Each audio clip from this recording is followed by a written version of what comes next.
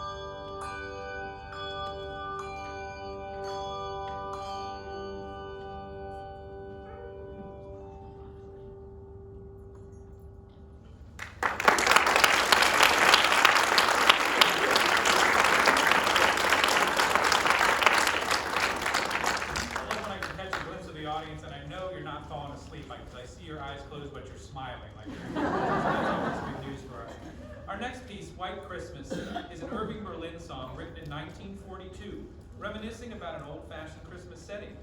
The version, sung by Bing Crosby, is not only the most famous, but is the world's best-selling single. In 1999, National Public Radio included it in the NPR 100, which sought to compile the 100 most important American musical works of the 20th century. And in 2002, the original version was one of 50 historically significant recordings chosen that year by the Library of Congress to be added to the National Recording Registry. 2025, here's our version of White Christmas.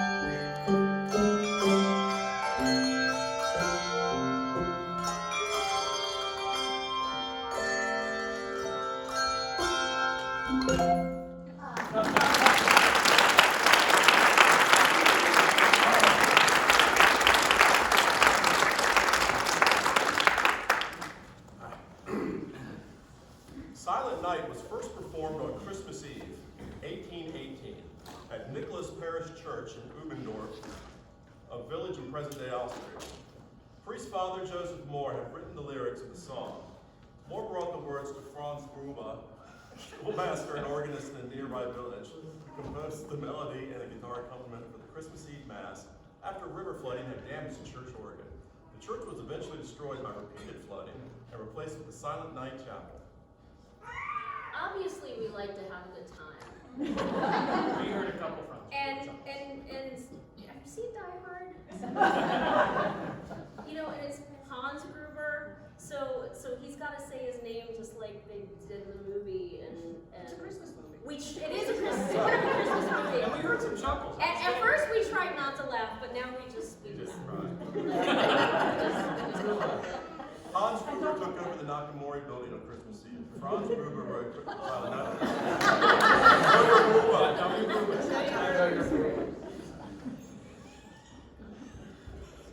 on that note.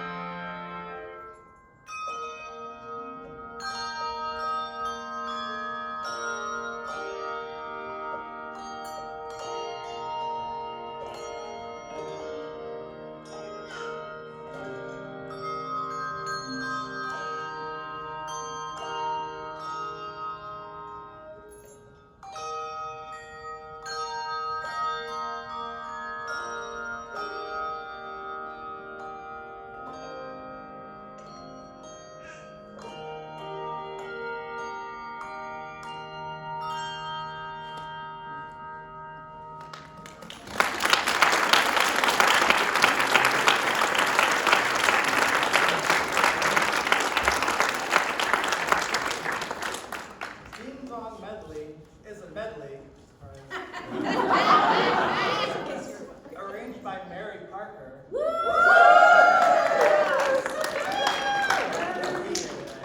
Mary was our previous director. She's the one who kept this group going, and she's actually here in the Here audience today. with us today.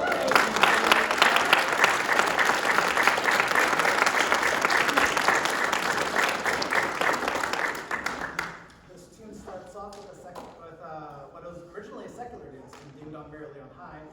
It finishes off with I Heard the Bells on Christmas Day.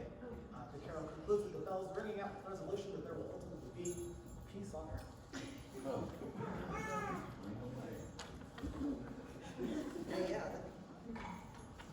Not too many in the front row because bells go flying at the end of this piece. Watch out, splash them in the front row. Right? Let's not launch any today. Memories.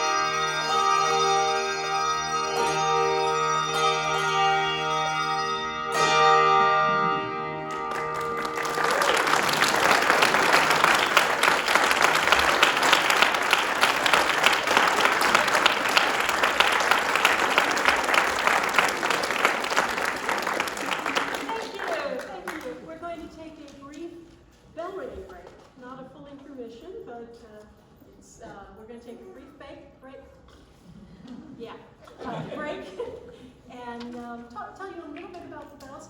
How many people are seeing us for the first time? Welcome, welcome. Hi.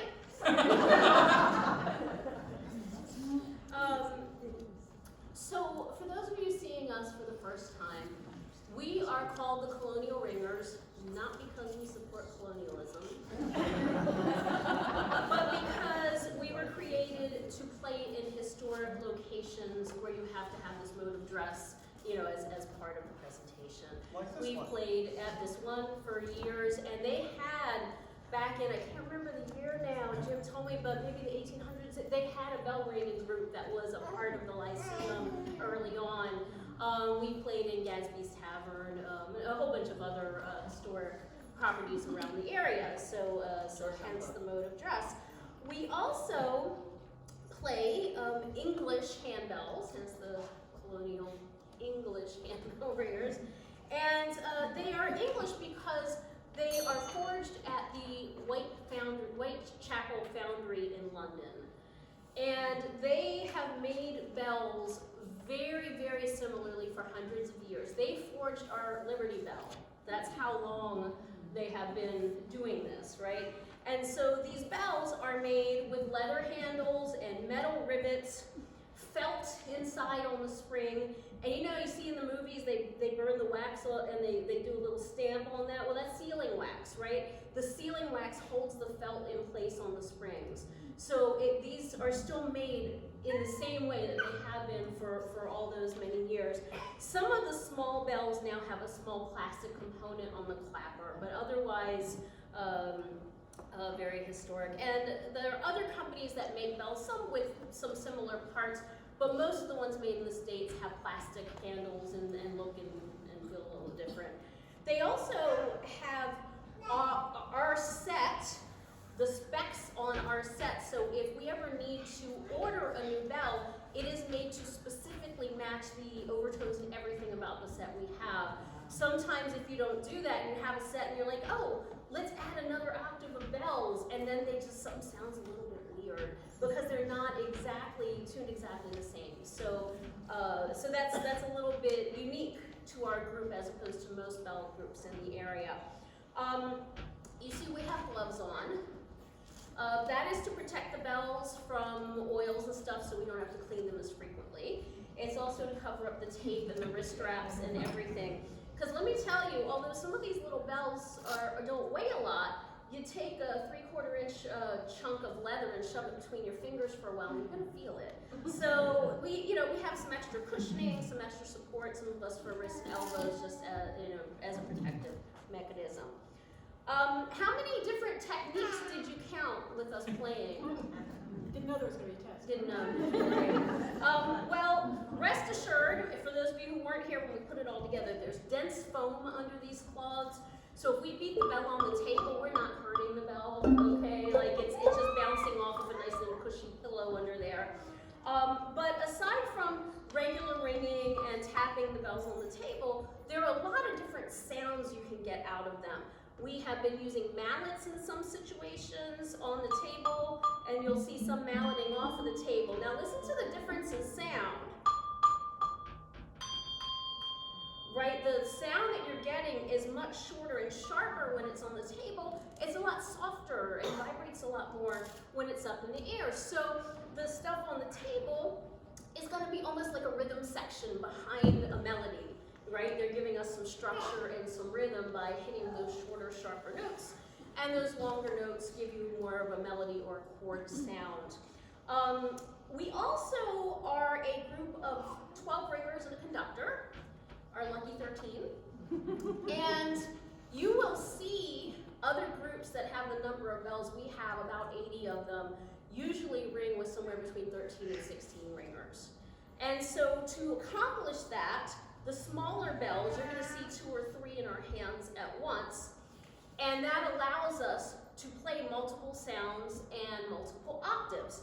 So if you take a bell and look at the clapper only moves one direction. If I turn my bell sideways, there's nothing happening there.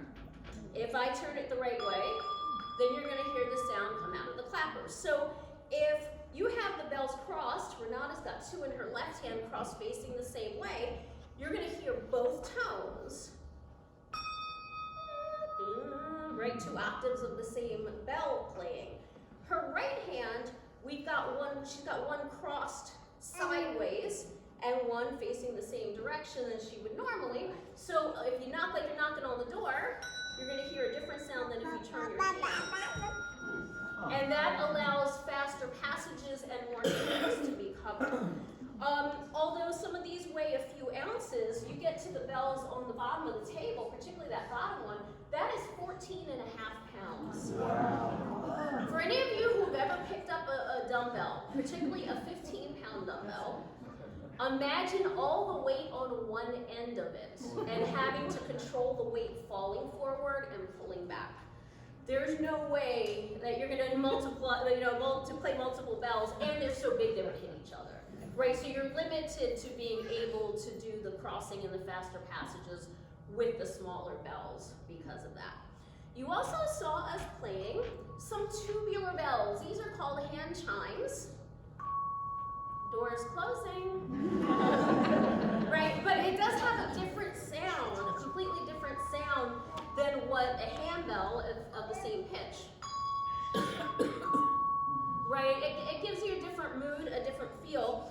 For some years, we have been borrowing chimes, and we were gifted with a set this year, so we actually have ours permanently, and we're very excited to have that. That makes our lives easier and lets us use them for more things, which we're excited about. So I'm going to hand everything over to Nana again, and she's going to tell you about our music, quote unquote. It's different, like different.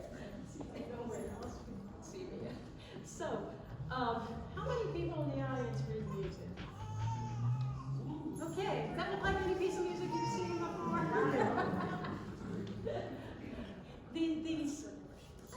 You've noticed that we are using one very large piece of music.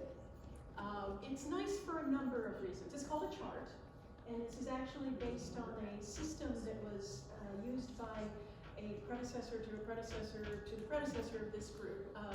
Nancy Poor Tufts was instrumental in the 50s in bringing the handbells to the United States, making them popular as an instrument. And we actually, she lived in this area. She died at 101. And she lived in this area, had her own student handbell group, and we actually are an offshoot. Some of her students started another group, and yeah, anyway. She used charts, and they're very different from a sheet of music. I like it because we've got one piece of music, only one person's turning pages, which the ringers like because it's hard to turn pages with gloves on. And if there's a bad page turn, we all get lost together. No, actually, they are phenomenal at continuing to going. I can't say we've never had a page turn issue, but they are phenomenal at continuing to go, or vamp or whatever is necessary. And the other nice thing about it is that if you've seen other handbell pliers, you may notice that you can see some different things with us. One of the reasons is we don't have individual stands in front of each of the ringers. So you can see a lot more about what's going on the table itself. And I think that's really neat. As a conductor, I like the fact that their eyes are always on the baton. Their eyes are always forward. But it does mean that the audience also gets to see a lot more of both of their faces and of what's going on, because we're not looking down at music on the table. If anybody is curious, our charts, we don't use the traditional notes. We actually use the letters for the sounds, A, B, C, D, E, F, G, and because those are the only letters for the tones, but they can occur in different octaves, we color code which octave. So the ringers do know which ones are their colors, and if you do read music, these two lines approximate the treble and clef staff, just to be confused. So if you're curious about the music, please feel free to come up afterwards. Happy to show you more. One of the things that I really, really love about this instrument, and it is a single instrument. Unlike a band or an orchestra where everybody has, you have a lot of instruments in an ensemble working together, but they each have their own parts. And you can take your instrument home, you can practice it at home, learn your part. This is a single instrument played by multiple people. One instrument played by multiple people. So at any given moment, no one person has a melody line. So you can see how our working together, our rehearsals are to bring that ensemble together so that you don't notice the different individual ringers, you notice the full piece and the single instrument. I think that's a really cool aspect of this, this instrument. Now, I got a little distracted and I forgot to introduce the ringers. Threw everybody up here off a little bit. I'm, let's see. She goes by two names. And she gets named Julia for you folks, my coworkers at work. How long you guys have been ringing? We have some new ringers this year. We've had, I think, four. We have 4 new ringers this year. Which is kind of amazing. New to us, some brand new ringers and Yes. some returning from other groups. Yes, so as you introduce yourself, tell people how long you've been ringing with us. Yes. Hi, I'm Lori, and I've been ringing for about 3 concerts. We started in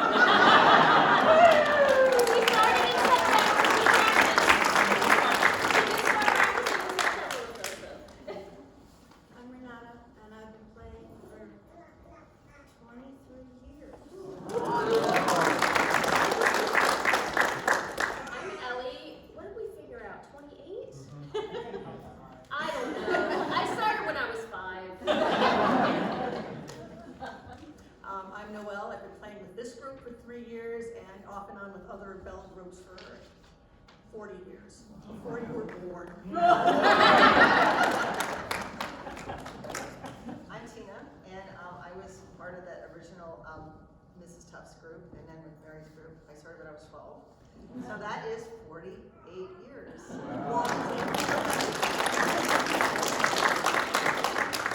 Kristen. I've been playing handbells for about 20 years now, but I've been with this group for 2 now.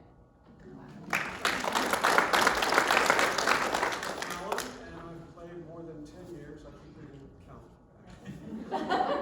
It's got to be close to 15 now, right? I think so. Yeah. Speaking of which, I'm John. 10 years counting the COVID cancellation year. We all rang in spirit. Yes. I'm Ethan, this is my first year ringing.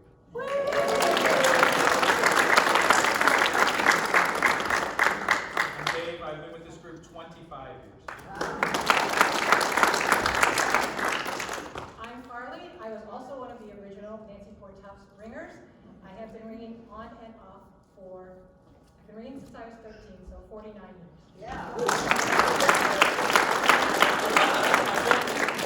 I'm James. I've been ringing for over 20 years. Over 20 years.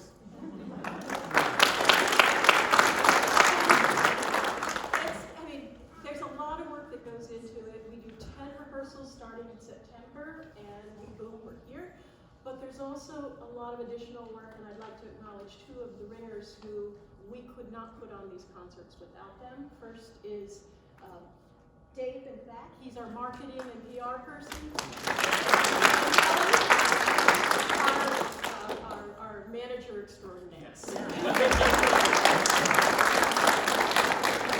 there any questions about the bells? Yes. So on the music, how do you switch from chime to a bell?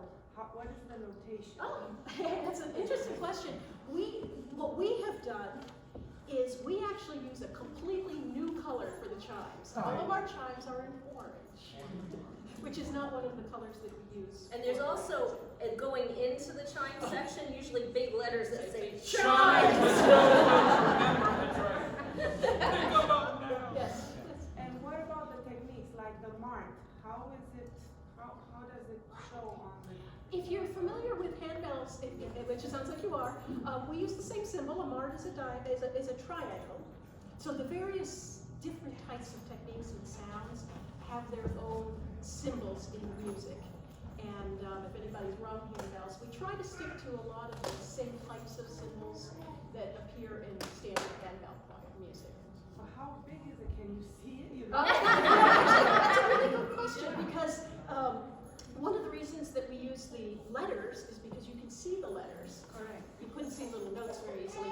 Another thing that is unique to our group, even though we know there's flats and sharps, we always notate it as a sharp in our music, because you cannot tell the difference between that little blob to the right of the note, whether it's a sharp or a flat. So we always do it in sharps, just the way it's notated. But the mark symbols are, they're pretty chunky. Yes. And they're done not just at the top, they're done throughout the staff. Yes. So you don't, if you were playing a bass bell, you don't have to look up at the top of all the bells. There may be 3 or 4 of them within the staff.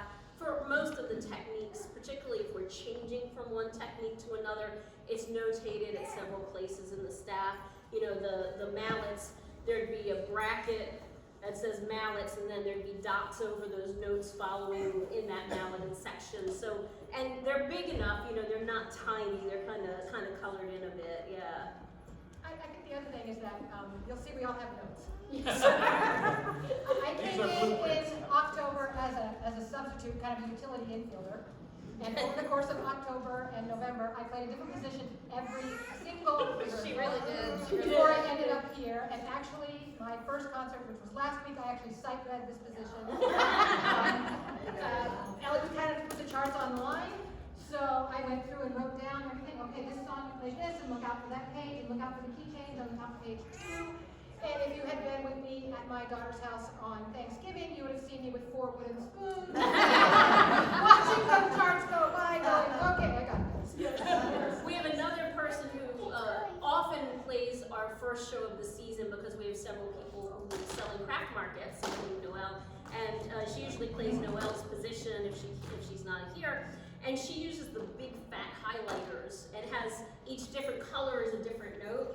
And so yeah, I upload things onto Dropbox, a video of the thing, so you can actually go and watch the video and practice. It's not exactly the same as hearing the bell, but it gives you at least enough of a way to practice what changes where. Let's get started with the second half. Let's do it. And we're happy to answer more questions, and if you want to come up and look at the music or look at the bells, please do that. Yeah. Our next piece is by Tchaikovsky. Now we're probably very familiar with the Nutcracker Suite. There's a lot of iconic, amazing songs, pieces in there. Dance of the Sugar Plum Prairies, Dance of the Reed Flutes, March Tripod. This next piece is my favorite of them all. I think it translates really beautifully to bells, and it is Arabian Dance. We hope you enjoy it as much as we do.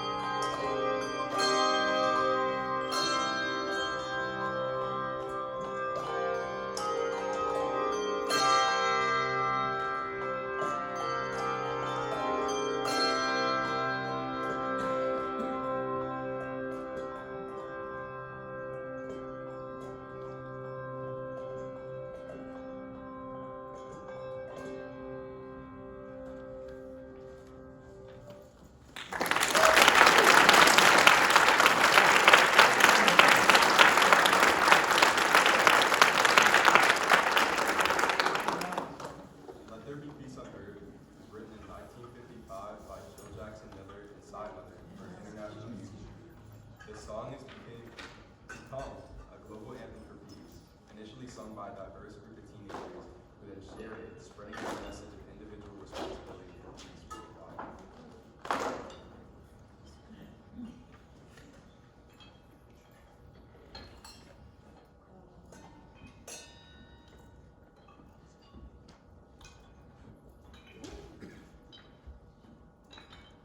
So the little seams where the foam meets together,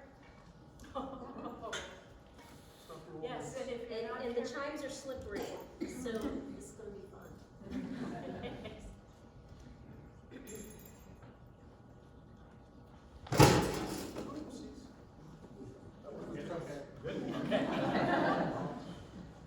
That was not good, though.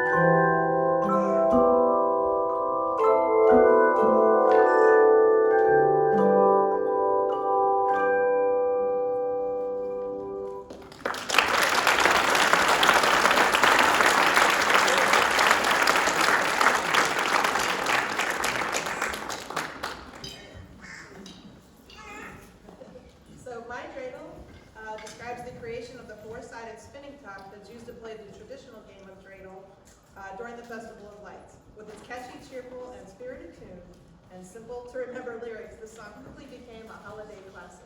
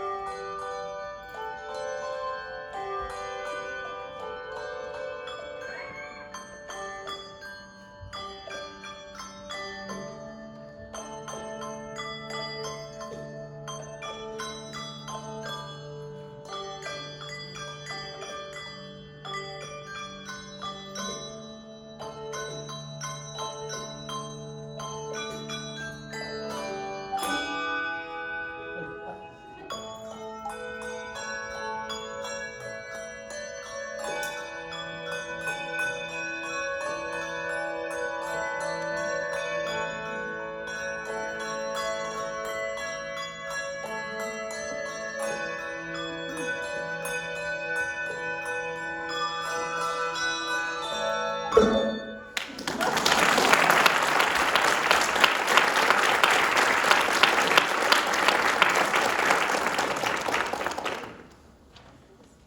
have come to the sing-along portion of our program.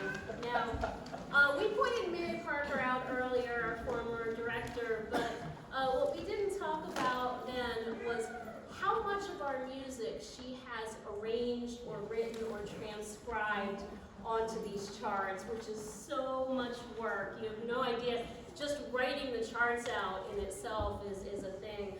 And our first sing-along that we're featuring today, the words and the music were written by Mary. It's a beautiful song called Carols by Candlelight.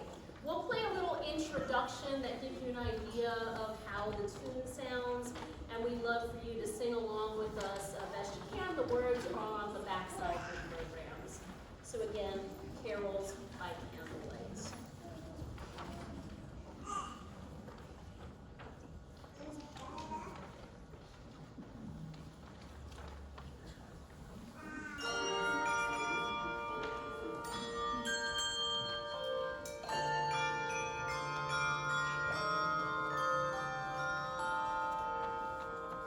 Winter's night, cold and bright, carols by candlelight, soft and low, hearts aglow, drummers in the air, all around hear the sound, golden bells ringing, hear the song, hear songs from year to year.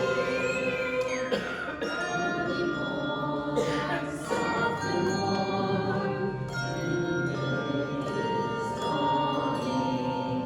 Breezes sail, arms fill, winter birds are here. All around hear the sound, golden bells ringing. Hear strong, clear songs from year to year. Seasons come, seasons go, children once then may grow. Outdoors, outdoors, once memories here. All around hear the sound, golden bells ringing. Hear strong, clear songs from year to year. Winter's night, cold and bright, carols by candlelight, soft and low, hearts aglow, drummers in the air.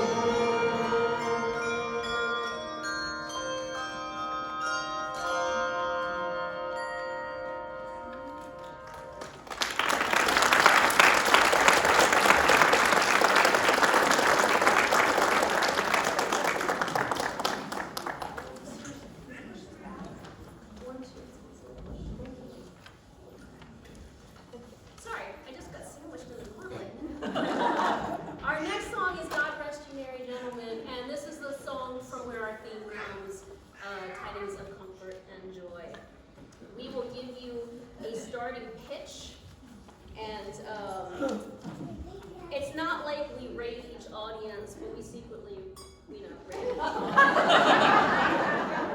on how well they sing, so. Just saying.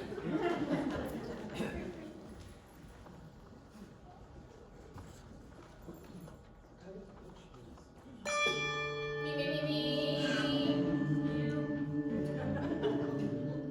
God rest ye merry gentlemen, let nothing you dismay. Remember Christ our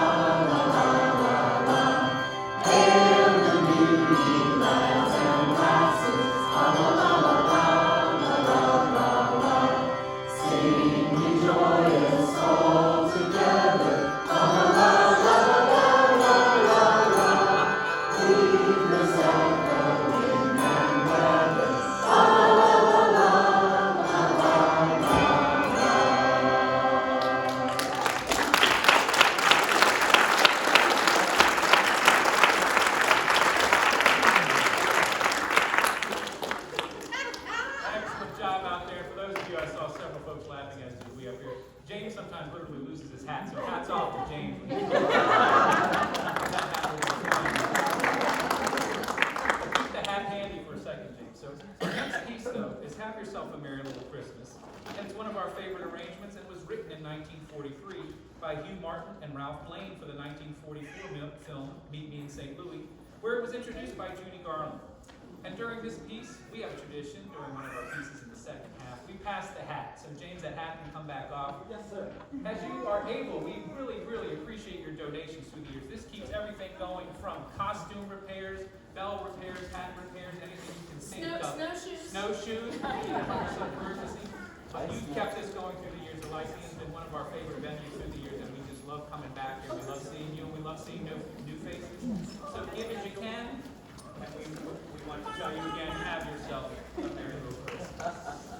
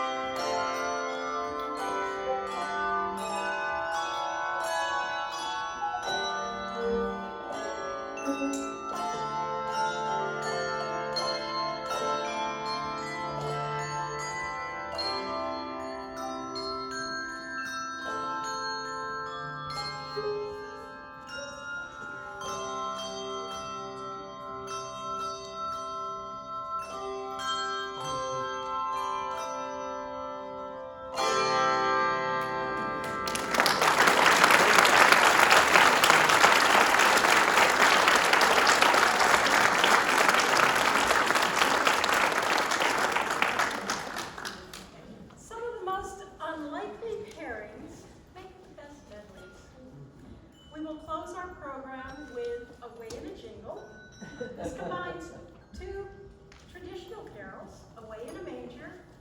Any guesses on the second one? Yep, Jingle Bells, just for a fun upbeat ending. Enjoy another Mary Parker arrangement, Away in a Jingle.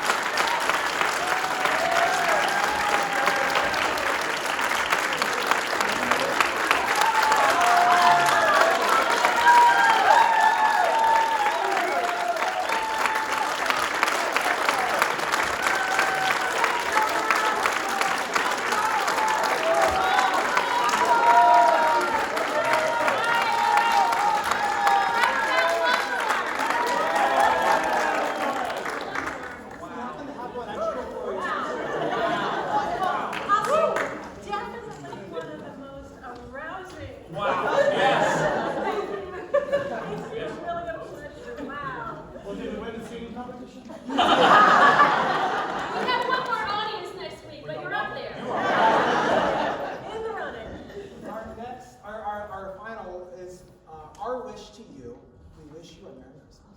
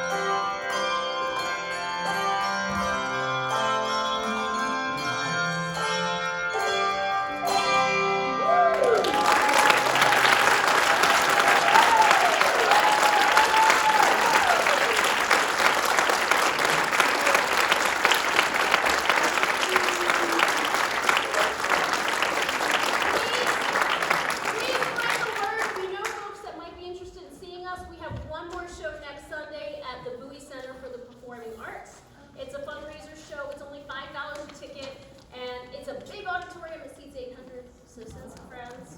Let's have friends. And again, please do come forward if you have any questions about the music. If you'd like to ring a bell, just ask us